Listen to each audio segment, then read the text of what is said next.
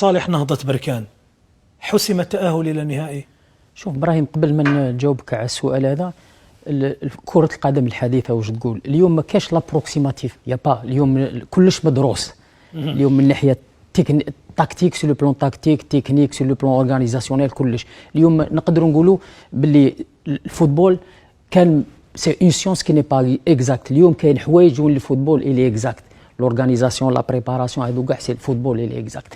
اليوم شباب قسنطينه الضعف تاعو اليوم وين؟ في لاكس دو لا ديفونس.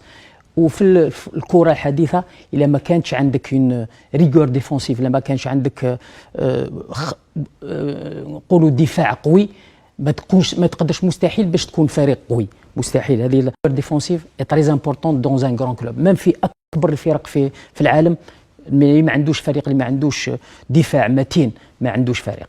هذه الحاجه الاولى. الحاجه الثانيه، هنا اليوم الناس كي البير لو بالون، كي تبحر الكره لازم تسترجعها في الثانيه، لا سكوند ميم كي سوي. هاو الفوتبول مودرن واش يطلب تضييع الكره، استرجاع الكره عندما تضيع الكره. اليوم هذه ما شفناهاش في الفريق السياسي، سكيا في كو نقول باللي نتيجه ثقيله، وراح يكون صعيب جدا للفريق السياسي باش يعاود. شحال نسبه الصعوبه؟ نتيجه خلصت ب4 أهداف دون رد. شحال نسبه الصعوبه؟